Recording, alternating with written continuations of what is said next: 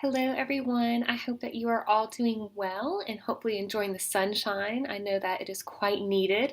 So, we are quickly approaching spring. And with that being said, we are starting a new learning module this week.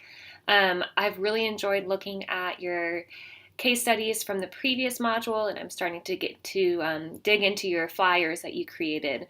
So I just wanted to say that you guys have done a great job. I've seen a lot of growth over this semester so far, and I've been encouraged by looking at your discussion board posts and seeing how you are really synthesizing the information.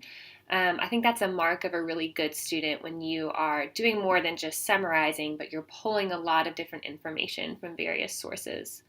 One thing I wanted to point out and just be honest with is that sometimes the field of gifted education can be a little discouraging. And as I looked over your discussion board posts from the previous module, there's a lot of talk of, well, what do we do? There's all these issues mainly related to money. Do we have enough money to make sure that we are serving all of these students?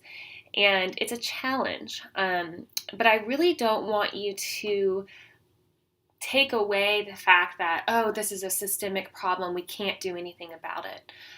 One of the main reasons why I have you create that gifted education flyer is because I'm trying to instill a feeling of advocacy. So I want you to be thinking about, how can I make these little tiny changes? And several of you mentioned that in your discussion post. One of the biggest things that we need is a greater knowledge of the needs and the strengths and the unique characteristics of gifted students.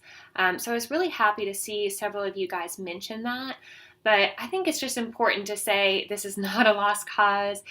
One teacher at a time can make a difference. And I think that the more we raise awareness about the unique needs of our gifted students, the more likely it is that we can see some of those systemic changes.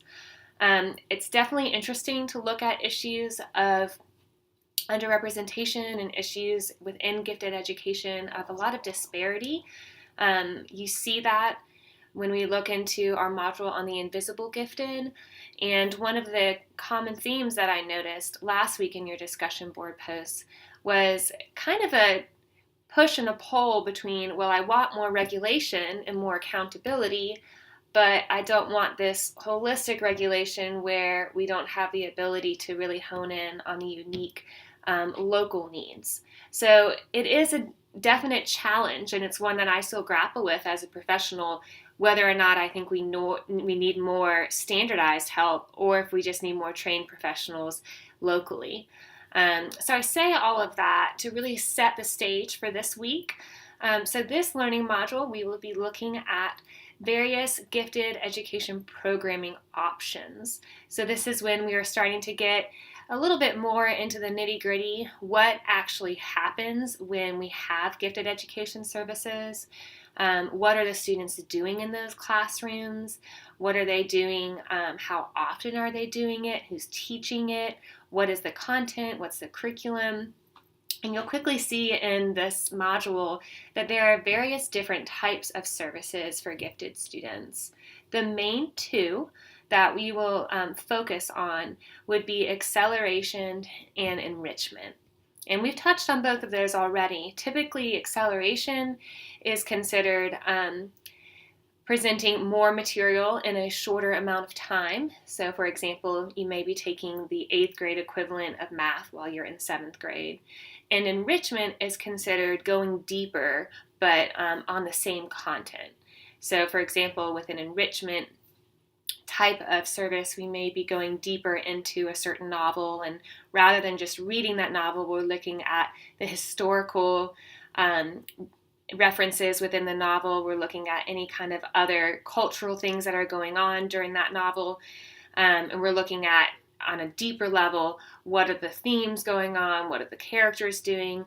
So if you think about enrichment, you think deeper, and acceleration, you think quicker. Now that is a definite overgeneralization that I do not want you to quote, mainly because a lot of times in the literature you'll see acceleration on one side and enrichment on the other as if they can't go together. And realistically, most gifted education services have a component of both acceleration and a component of enrichment. But if I had to produce a very general summary, then I would say enrichment is about going deeper and acceleration is about going more quickly. You'll quickly see in your readings that it's more complicated than that, but just to give you a little bit of an overview, that's a good way to think about those two different services. So this week in your case study, we have a brand new gifted education teacher. His name is Mr. Draper, and within the first week of working, his principal has asked him to present a summary of his gifted education program and how he's meeting the needs of his students who are identified for gifted services. So the challenge for this week is to look at Mr. Draper's gifted program through the lens of best practices. So the most important source within all of your library content this week are your NAGC programming standards. I would highly encourage you to either print those out on your colorful piece of paper or at least bookmark them because you will be referencing them over and over again.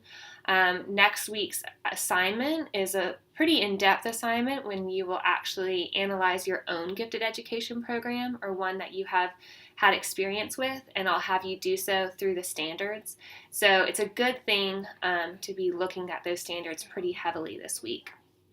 So your discussion board post requires you to analyze Mr. Draper's program in terms of best practices that you find within the library resources. In that discussion post, I want you to directly reference your NAGC standards.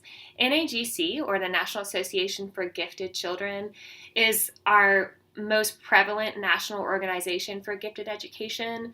So their standards are very important, and they've actually even shown how their standards can relate to the Common Core, which I noticed some of you were interested in previous discussion board posts. So this module is all about programmatically, are we meeting the needs of our gifted and talented students? So your challenge is to look at the best practices. I would start with the NAGC standards so you can get kind of a holistic view of what we're looking for, and then look at Mr. Draper's proposed gifted education program and see if you can analyze some of the strengths and potential weaknesses of this program. One quick hint that I would tell you, from personal experience, I have done some consulting when we look at various gifted education programs. And the first thing I always look for is this definition of what gifted means. Oftentimes, we have these really beautiful definitions of gifted education, or giftedness rather, that are very inclusive. They include various domains. I get really excited. But then that definition is not carried over to the services that are provided. So oftentimes the biggest problem we see in consulting in gifted education is a lack of alignment between our definition of giftedness and the services that we provide.